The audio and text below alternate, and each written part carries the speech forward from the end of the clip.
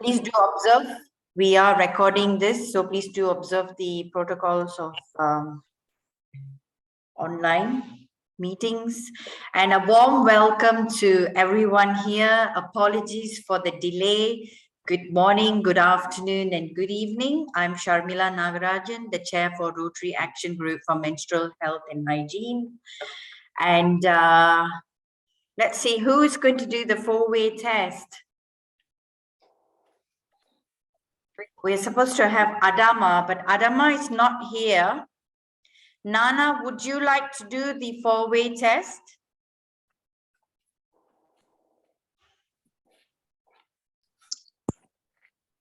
Okay. Thank you, Nana. Over to you.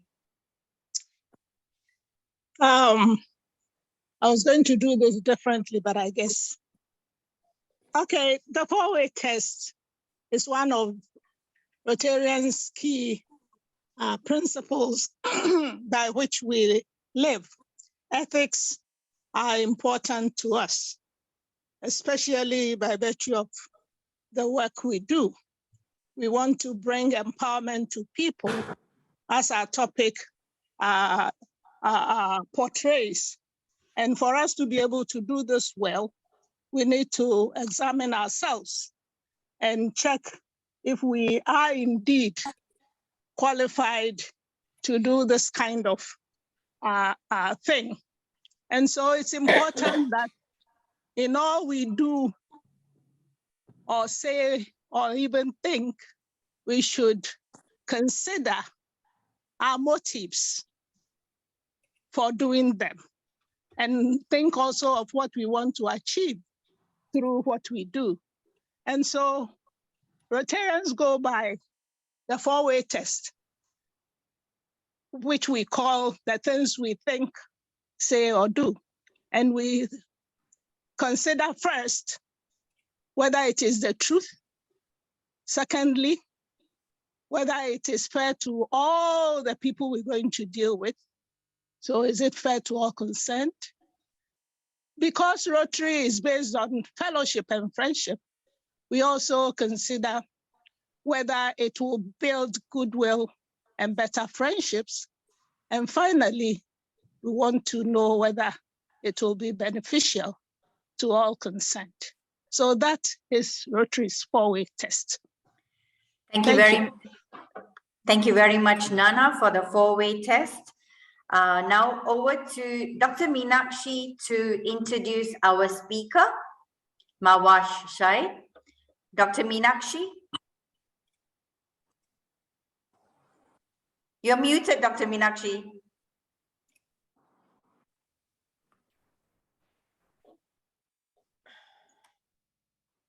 All right, it's my privilege to introduce the speaker today.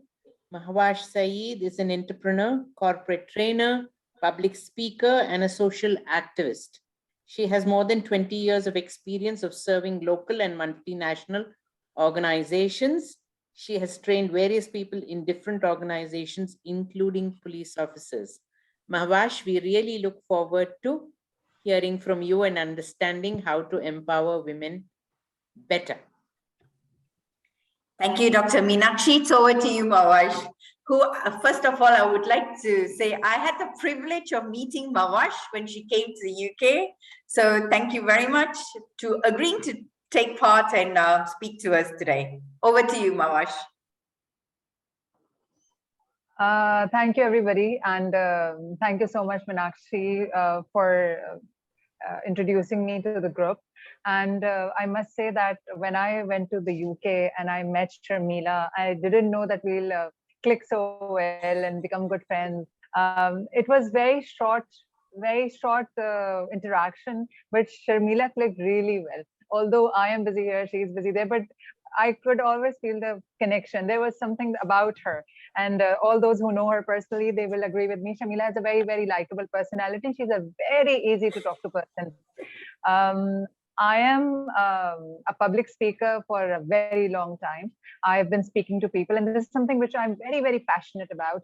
Talking to people, exploring them, knowing what they're going through, and trying to help them in any capacity I can. you'll be amazed to know that when I was a young girl, I was very shy and very introverted. If teacher ever made me, the monitor of the class, and if she would ever ask me, "Okay, you have to go and distribute the notebooks," it would shake me to the core, and I would ask somebody else, "Okay, please do that for me." I was that shy, that what you call it, that this was how much shy I was.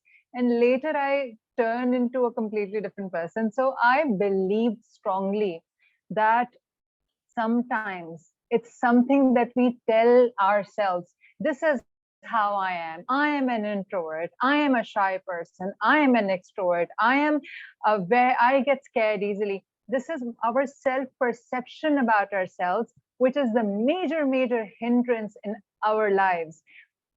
The way we are created, we are so resilient that no matter what comes our way, if we just have faith in ourselves, if we believe in ourselves, we can do anything we want. Nothing is impossible for us. Just look at those scientists who invented space rockets. How can you even imagine that when even the invention of airplanes, it is a wonder for a human mind. There are things that are happening that early humans would not even can imagine. So this is how strong we are, and this is how much capable we are. So Sharmila, I'm a co-host, right? You should be able to share. All right. Okay. I would like everybody to participate. And since the chat box is open, I have kept it in front of me. So whenever I'll ask you a question, I would want everybody to type in their answers. I would want to have a very interactive session. I don't like to just speak and everyone would listen. And since I'm speaking and training people for many years now, and I take pride in telling that I've been training police officers also, which is a very difficult audience to train. I honestly believe that we all learn the best way, anything, if we are interacting with the speaker. If we are not interacting with the trainer or a speaker or the person who is trying to teach us something, 90% of the content we are not even digesting. It's just going here and there. It's just flying somewhere from there.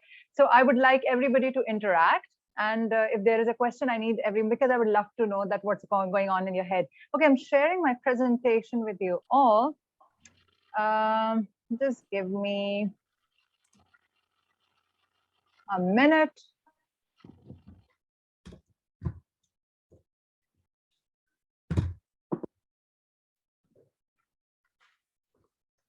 All right.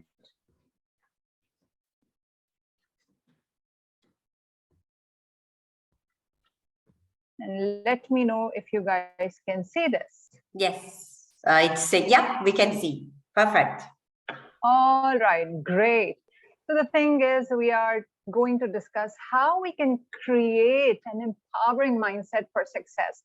Most of the times we think, I'm not cut out for this. Oh, he can do this because she is the way she is, or he can do this because he has all the privileges in his life. At the end of the day, everything boils down to, again, self-perceived identity. I need to learn how to empower my mind, how to control my mindset in order to be successful in life. So I'm Mahwash Syed, and you already know who I am.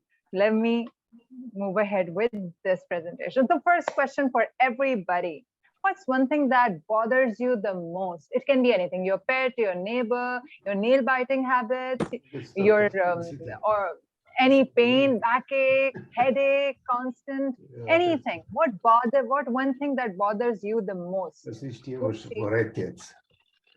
Das ist eine wilde Gesellschaft für einen anderen Menschen. Okay, we'll need to mute Guys, someone. can you still see this?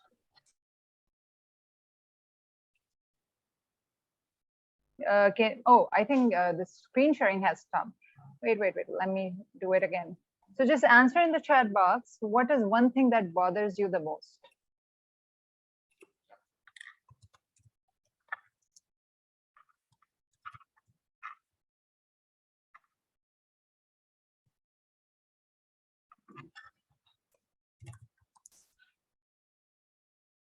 I would like to see the answers. People not being honest. Okay, So dishonesty.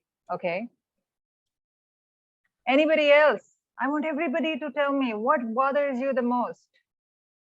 Or is there one thing which is annoying you these days?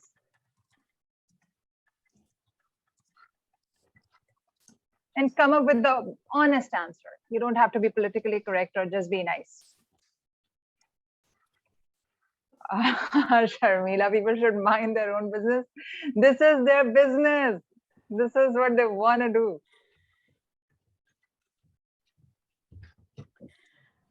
Garbage thrown in public spaces. True. And the part of the world I live in, oh, ask me.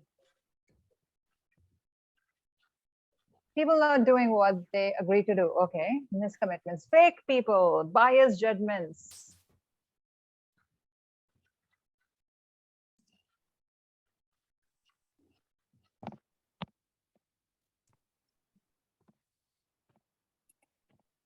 Okay, Dr. Meenakshi says, now I don't worry about as I have reached the ripe old age.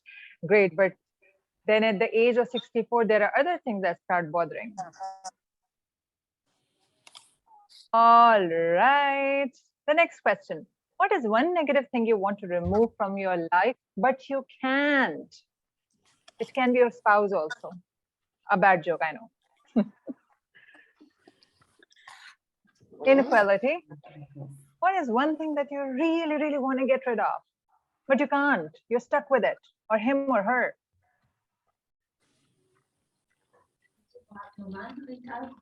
Ja, doch. Ja, da ist eine, zwei, drei, vier, fünf.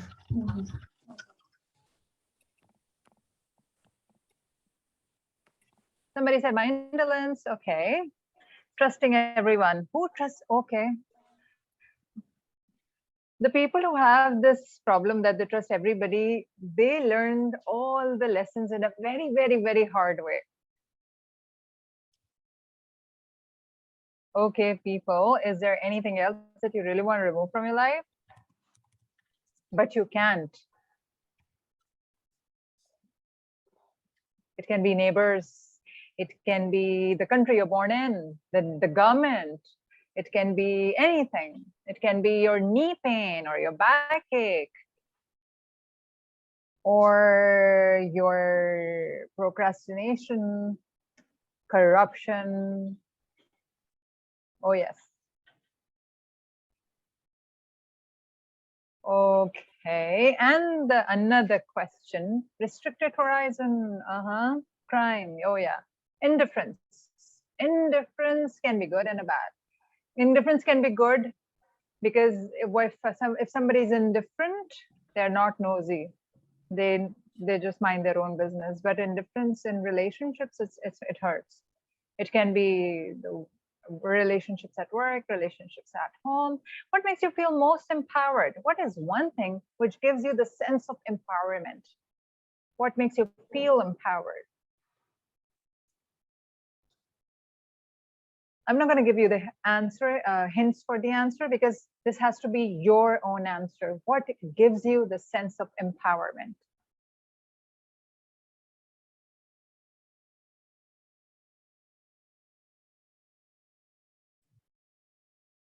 Service to others, okay. Knowledge and leading to wisdom, excellent answer.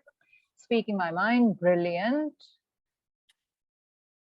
And guys, there are a lot of people in this meeting. I want to have more participation. When I do something for others, brilliant. Motivating people, good. What else? Okay, confidence. Where do you get that confidence from, Ken? What makes you feel confident? By being myself all the time. Oh, you are comfortable in your own skin. Great. Okay, I just got a message from somebody. Okay, I am jotting down your email address. Just wait. Hijri. Okay, I'm jotting down your email address and I'll contact you. Okay. All right. So by being yourself, you know, this is the most empowering thing when you just accept yourself the way you are. And then you say, okay, world, I don't need to change for anybody. Relationships, good. Financial independence, absolutely. Financial empowerment is very, very, very liberating. Knowing your subject knowledge, awesome. All right, guys, story time. Now I'm going to tell you a very, very, very interesting small story. So everybody, now listen up. This is something I really need everybody to pay attention to.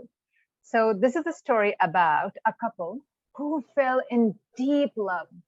They both loved each other. They adored each other. But the problem was they belonged to different sex castes in different families. So the families were not happy with this about this relationship. Nobody wanted them to marry. So they had to fight really, really, really a lot in order to get together, marry each other. But when they did that, finally they got married after making everybody around them angry. But they were really happy. They were happy that they did not give up on their dreams, and they finally got married to each other. When they got married, they realized, okay, oops, what they have done. Now they have no support from the family. They're not earning well. So, you know, as they say, as soon as you get married, the love jumps out of the window and responsibility comes in. So as soon as they realized how pressurizing a marital life is, they got really upset. Now they have no family to turn to, no financial support, of course, no emotional support. All they had was each other. So they were wondering what to do. The bills were burdening, the problems and, you know, inflation, the price hike, recession, economic crisis, it was all burdening. It was too much for a young couple to handle. So they just thought, they dreamt of a house and they thought, let's work together. Let's work really, really, really hard because we have gotten each other after a lot of struggle. We cannot give up on each other like this. So let's dream of a house, a beautiful house, and start working together because we choose to stay together. So they both worked hard day and night. And finally, they were able to purchase a house of their dream. So once they got a house, this house looks pretty big for a couple, by the way. Okay, so once they got that house, they planned a baby and they were blessed with a beautiful baby boy. The life was settled, things were getting better. They got back to their families, they apologized for the mistake. When family saw them, they're a happy couple with a baby now, so they forgave them. Everything was going well. They were having a great time. Finally, the life was on its track and it was all hunky-dory. So what they did, since they didn't go to the honeymoon because of the financial problems, and they were so busy in buying a house, having a family, having a baby, so they didn't have any the time for themselves. So they planned a road trip. They thought, now we have money to spend, little savings to spend. We need our me time. Okay, so what did they do? They planned a road trip because they needed that break and they deserved that break. The lady packed all the nice stuff. So now I want everybody to be ready to write your answer in the keyboard because I'll ask a question and everyone has to write the answer instantly. Or not everybody, at least 50% of the audience. So they all packed up all the nice things, whatever she thought, I'll have good pictures in it, what is Instagram friendly, what is not. So she packed all the nice things. And they went on the road trip. Once they set off on the road, suddenly, what happened? Write the answer. What happened suddenly?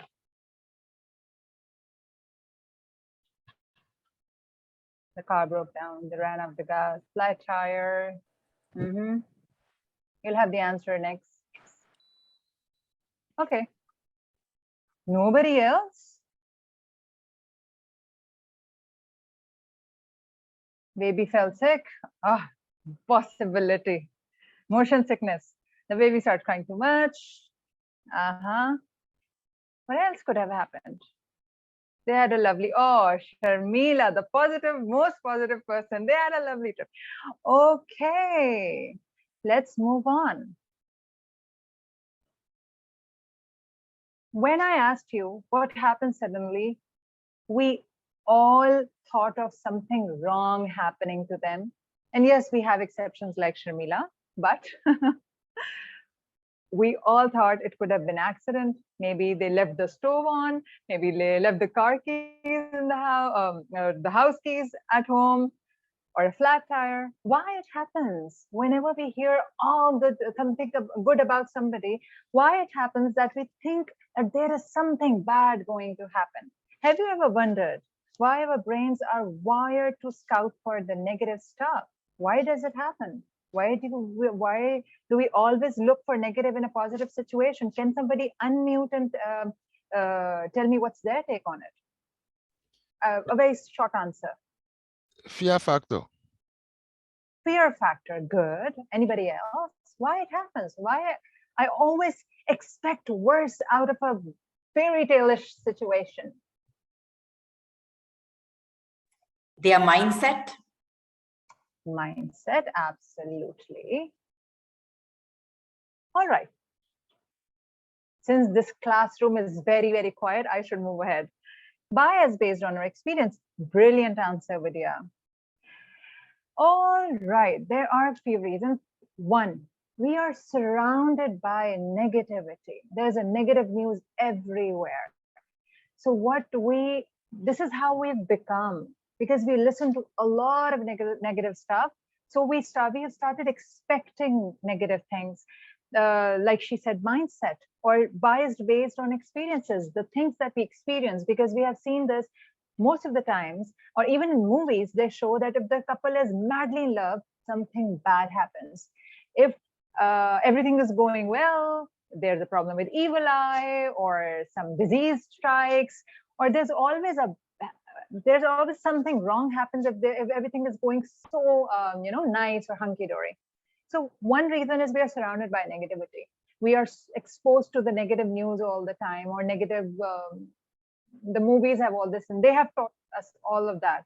The second thing is negativity bias.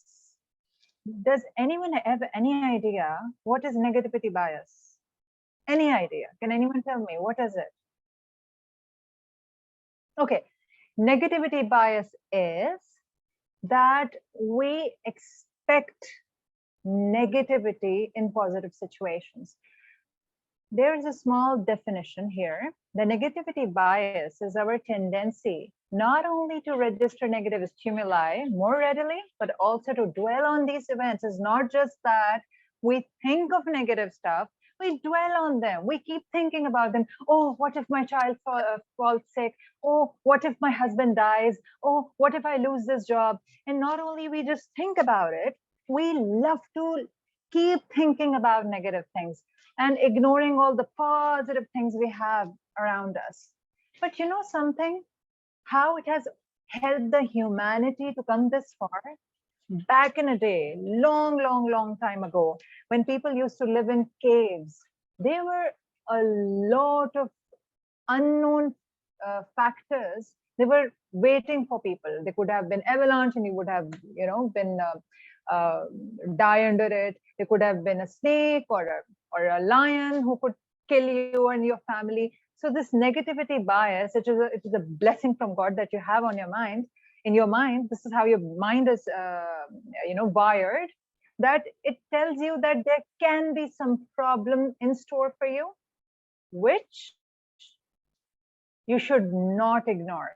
And this is how we try to save ourselves. We try to protect us and ourselves and our families. But what is most important thing is here. So look at this picture. This guy is scared of this dog, although the dog looks friendly.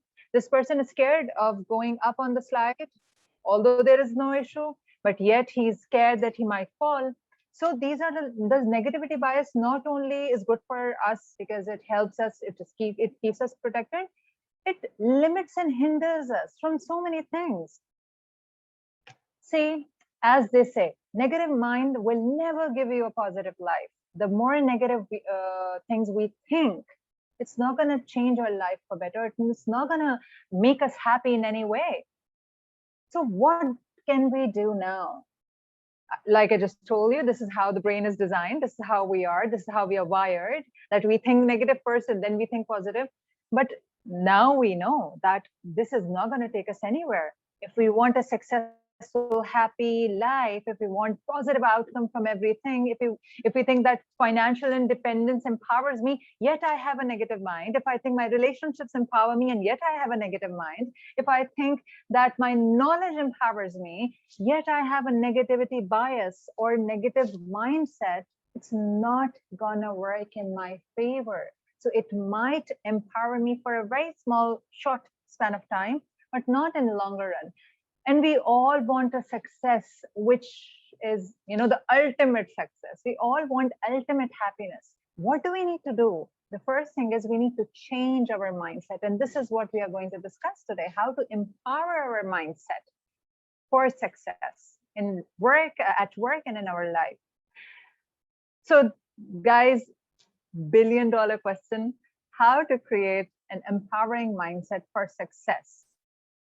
Very, very, very simple. There's 4 simple ways, which will take very small, short time of yours, and we will understand and learn how we can change our mindsets from negative to positive. All right. Okay. Someone very wise said, our thought can imprison us or empower us. See, we all are prisoners of our mindset. No matter if you're in Switzerland or Cambodia or Afghanistan, at the end of the day, how you choose to see the world. There are people I personally know going through really rough patch, have a lot of health issues. They're not living the best life as we think the best life.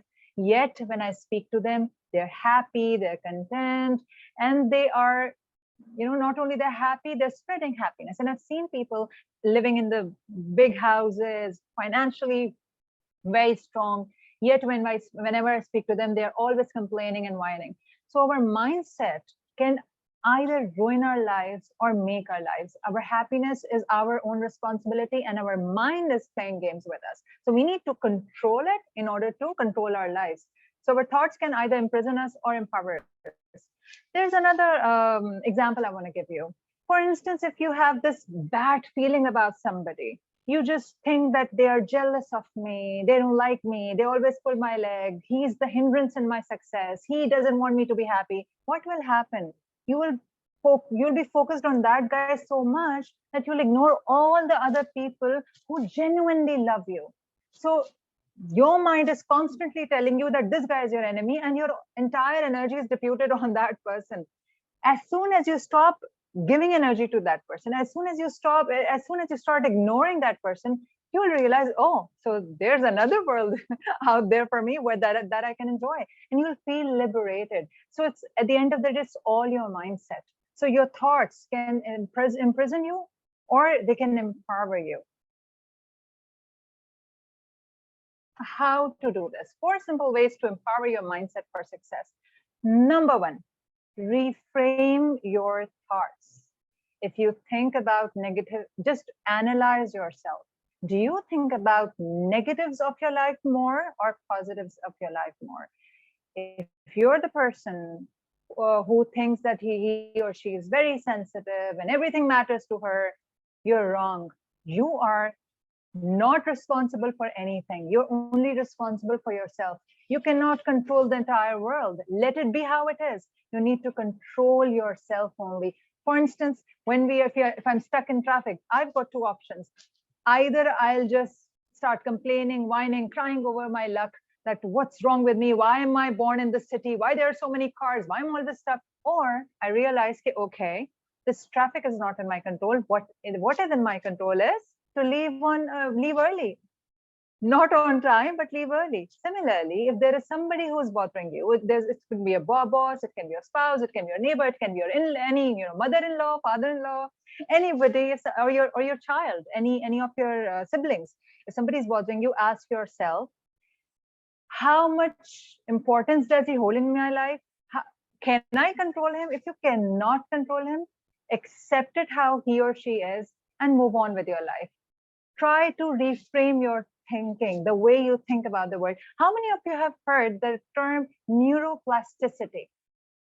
Anyone aware, except for Dr. Meenakshi? My question is for everybody, but not from anybody who's a doctor.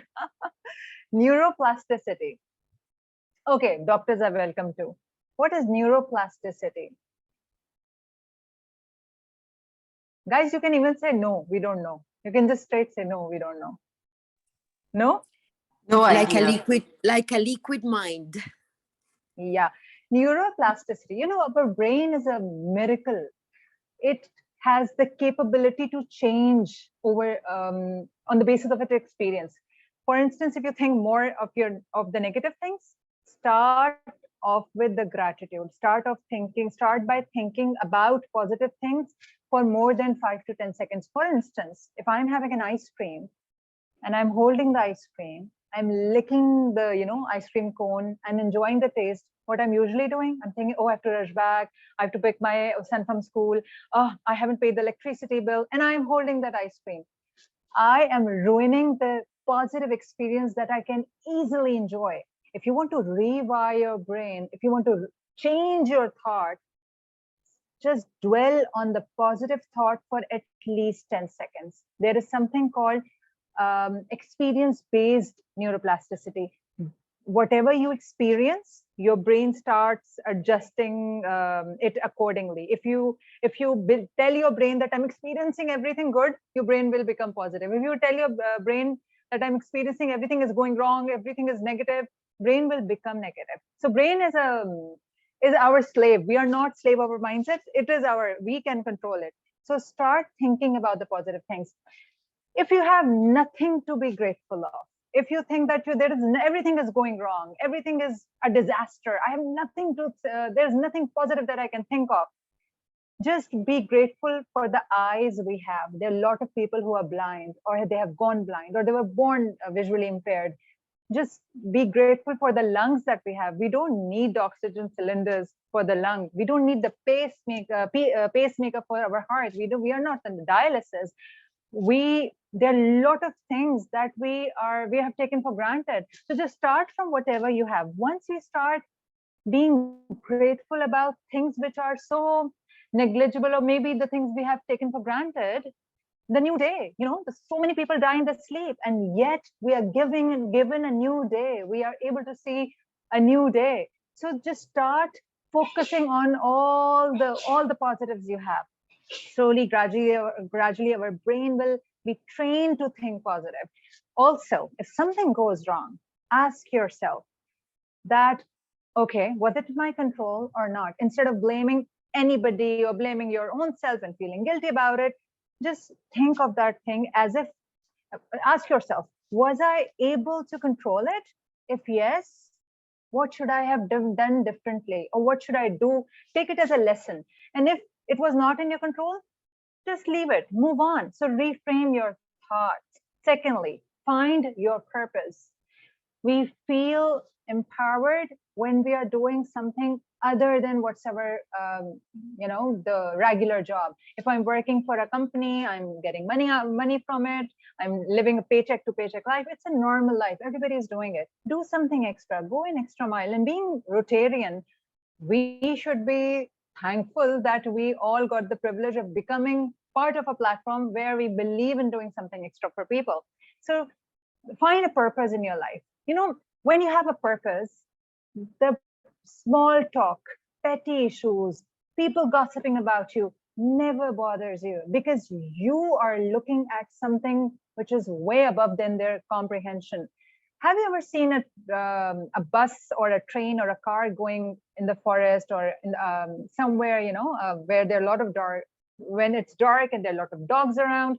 So when the car is going, crossing some road where there are a lot of dogs. So have you ever experienced it that they start barking at your car and they start running behind your car? Do you stop for them? You don't stop because you know it's not your destination yet. Until unless we don't know about that I have a purpose and I have a destination or I have a goal, I'm going to engage in all the petty conversations. I'm going to reply back to everyone who doesn't even deserve my, thumbs up or thumbs down. I always tell everyone I speak to, be very, very, very careful about your time and about your energy. Do not invest your time and your energy on everything. Not everyone deserves it. And these are two things nobody's going to give theirs to you. Once you lose the time, that lost time and lost energy can never be, you can never have it back. Third, believe in yourself. Just believe in yourself. A long time back, probably 7-8 years back, I met a road accident. I had brain injuries. Doctors told me all the horrible things that could have happened to me. But I knew one thing, that I'll be back on my feet again and I'm going to work again. I'll do everything what I've planned for my life. And I believed in myself. So when I believed in myself and when I had that willpower, my recovery was fast. All the things my neurosurgeon told me that did not come true. And I'm in front of you speaking to everybody and I had actual brain injury. So we are more powerful than we think we are. We are more resilient.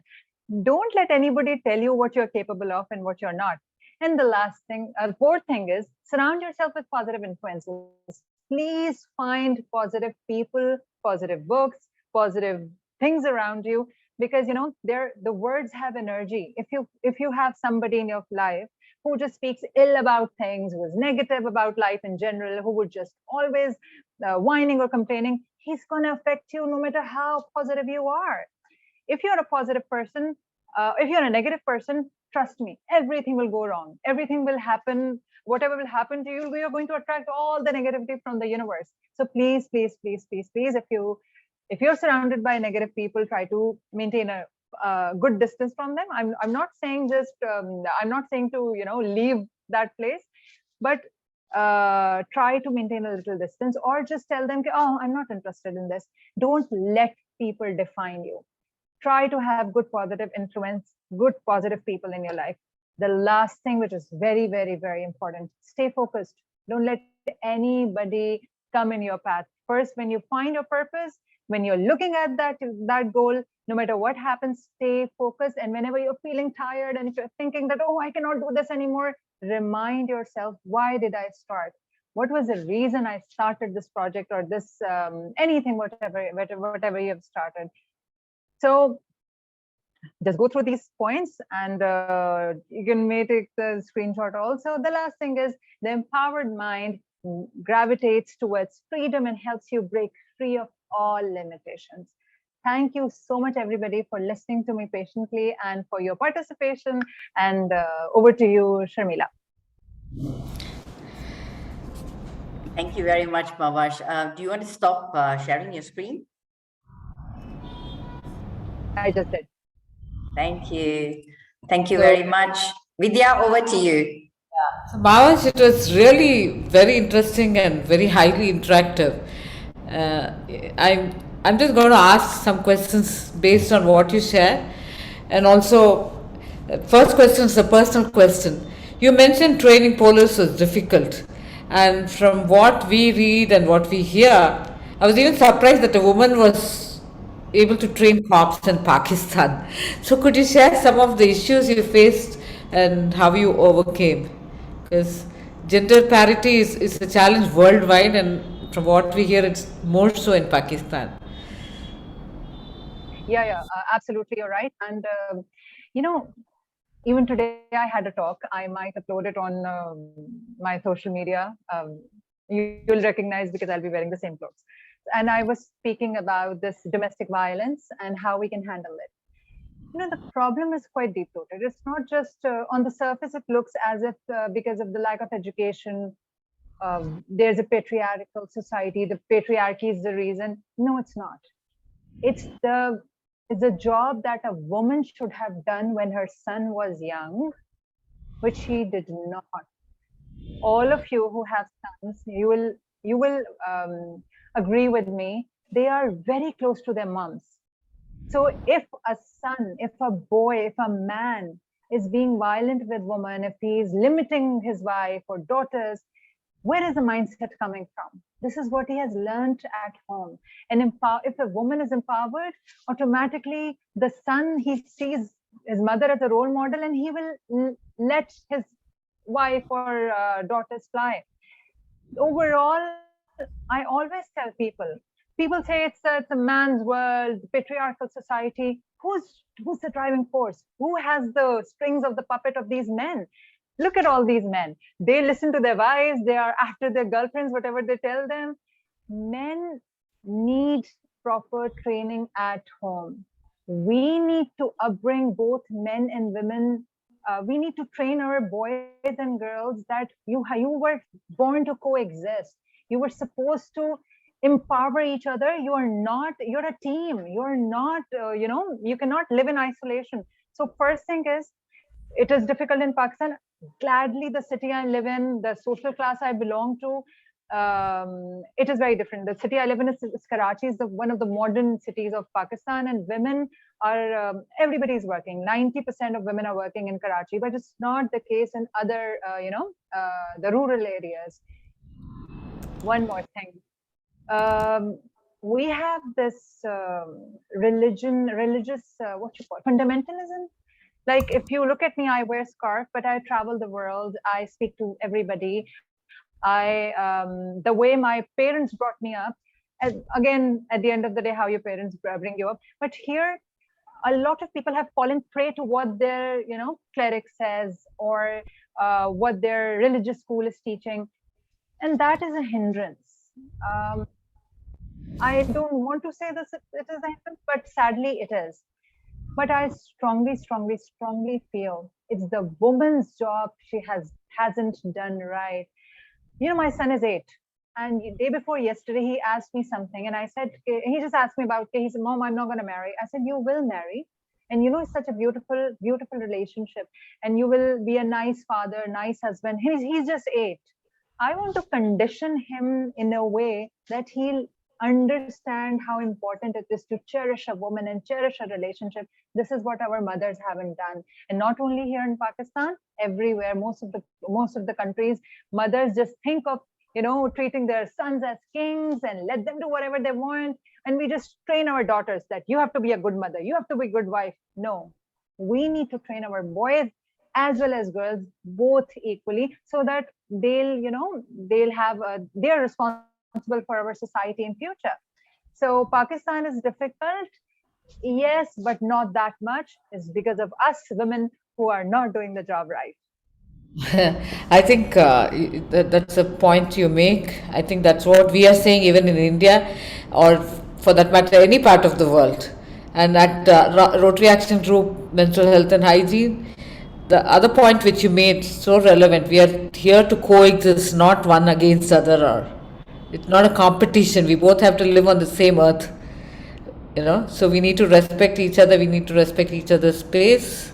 We need to understand each other's issues, especially when it comes to sensitive topics like menstruation and larger topics like the environment. So that was really interesting to hear your views on that, Mahwash. I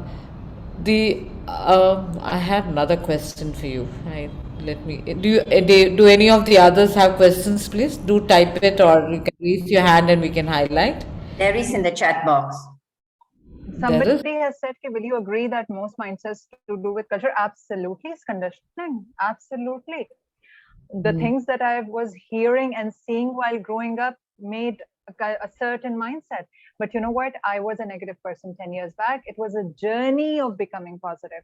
And it's not impossible. No matter you're 70 or 7, you can always reframe your thoughts. Yeah, I think Margaret had a great question. Margaret, would you like to ask yourself? Unmute yourself, Margaret.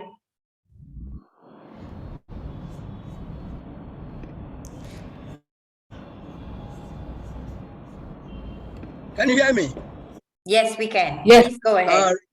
All right. Thank you very much. A very good lecture, though. But my question is, or rather, I'm trying to reiterate what is already there. Would you say a mindset is influenced by every country's culture and so very difficult to shift? So what do you think about this? A mindset is influenced by every country's culture and so it's difficult to shift. So what do you think? Well, it depends. Again, I just said that I had a different mindset 10 years back, which actually 360 degrees different. So we should not, I personally feel, we should not go completely against our culture or values. But if we think there are some tweaking is needed to be done, like we need to bring some change that can work in our favor, we should do it. Like simple things. Being grateful what we have, not complaining about things that we do not have control over. B, by ignoring the small things for the greater good. For example, if your spouse or your family member or neighbor has some problem that you don't like, ignore them just for the peace of your mind. So there are small tweaking we need to do. We cannot go, entirely different. We cannot just leave our culture behind just because you have heard a lecture and you need to change your mindset and you just say, okay, I'm good, to hell with my values and I'm not going to follow my culture. No, we have to live in the same culture with same people and same values. All we need to do is only change ourselves. And how many of you know there is something called law of attraction? The entire universe gives you what vibe you give out it to. If you have problems in your life, of course you're doing something wrong. You're thinking wrong. So your thought, whatever you think, manifests in form of tangible things. So you need to be positive, not because you're a good person, because you want good out of life, because you want to be successful in life. So you can be whatever you are, if whatever culture you have, but just change your thoughts. Just start thinking positive.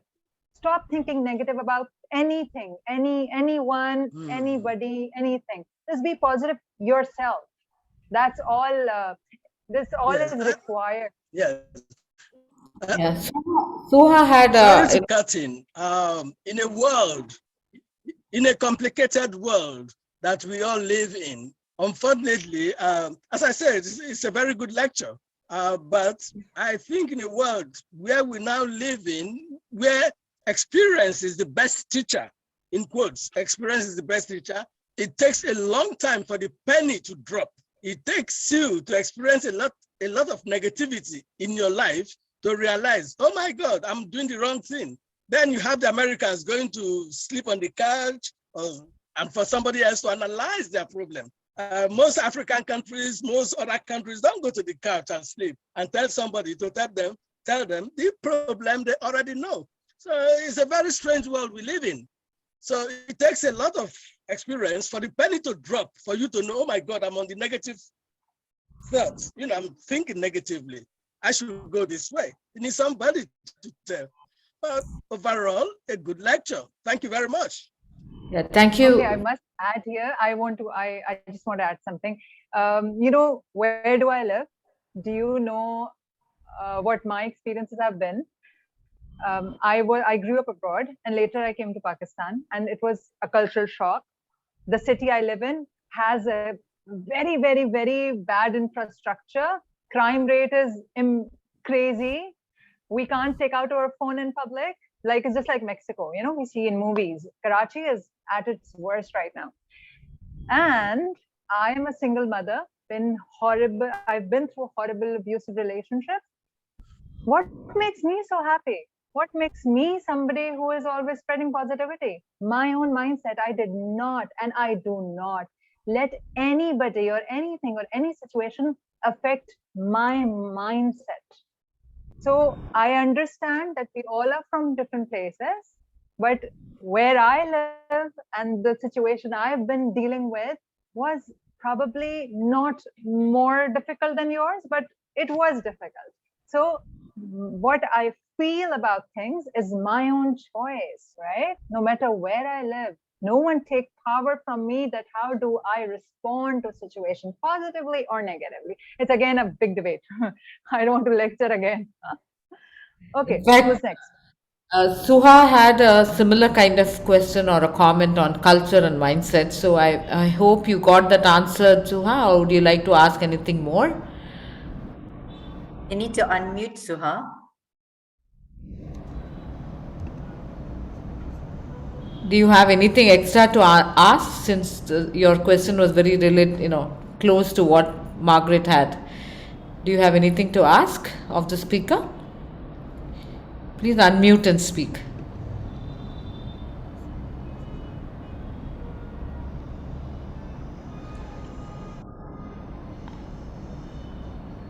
No, I think probably not, or she's having technical problem. If there's no other questions. Hello. For you, Mama. I have another meeting. So sorry.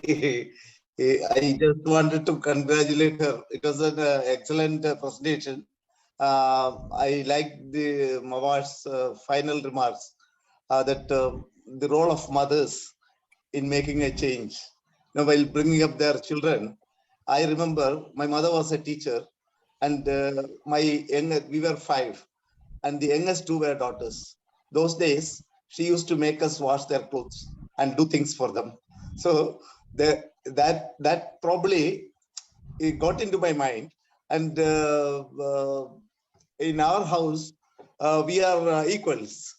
My children, they with my in-laws, there is no problem. There is no each one, all of them are trying to empower the other person.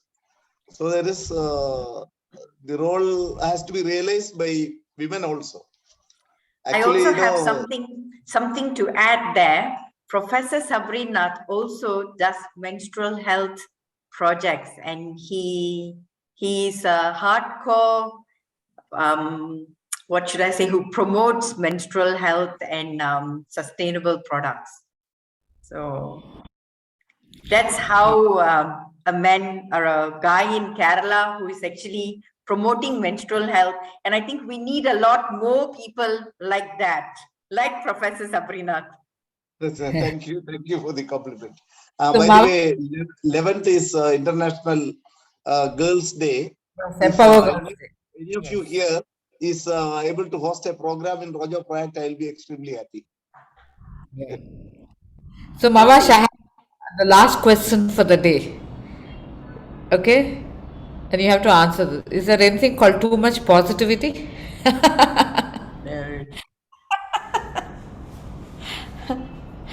You are muted, Mahwash. There you are. Okay, yes, absolutely, Vidya. And there is something called toxic positivity also. That if someone says, okay, oh, my cat died. And you're like, oh, it's okay, life goes on. Or my grandmother has cancer.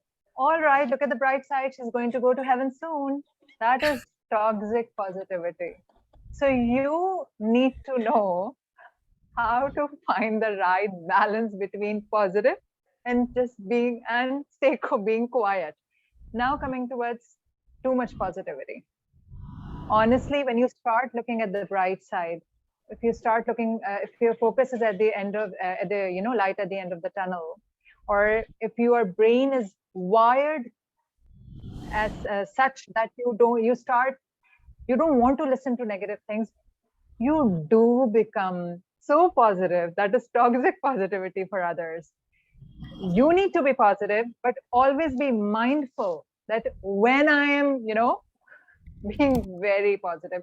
But how many of you, this is the last thing I want to say, that, whatever is happening to my life right now, or whatever is happening to you guys right now, it's all because how you think.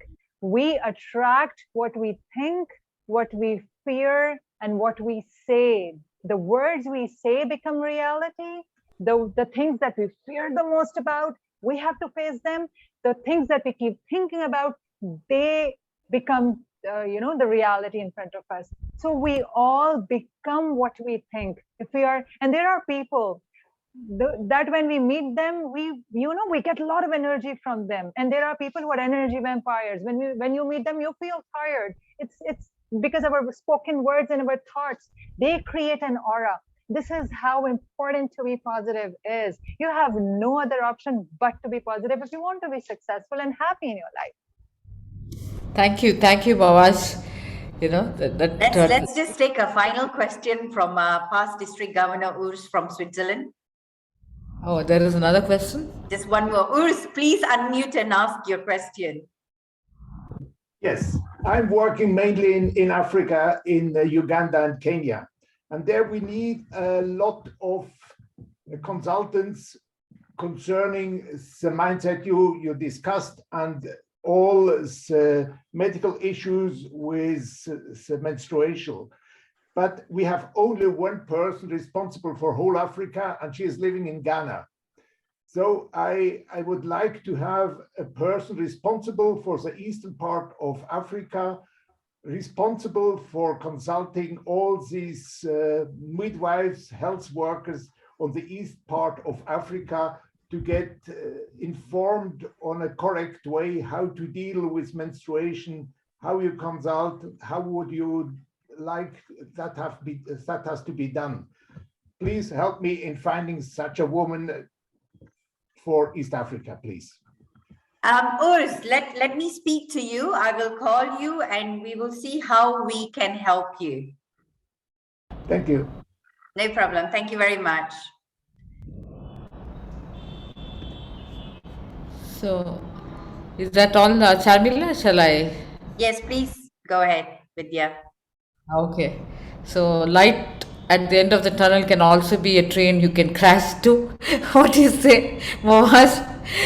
But that was interesting about toxic positivity. But your life will end at the happy note.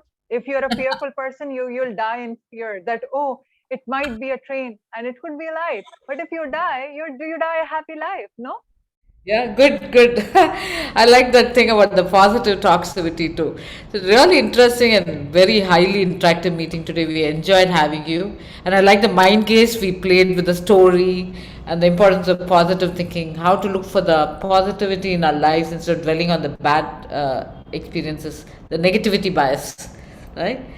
And the fact that we are all prisoners of our thoughts. We need to believe in ourselves and what we can be whatever we want to be, right? As long as I really like that line, thoughts can imprison or empower us. I really like it. So people, surround yourself with positivity and good aura and go there and do what you set out to do. It's all in your mind. Thank you, Mahwash. It was a really wonderful and empowering evening for all of us. I appreciate your time.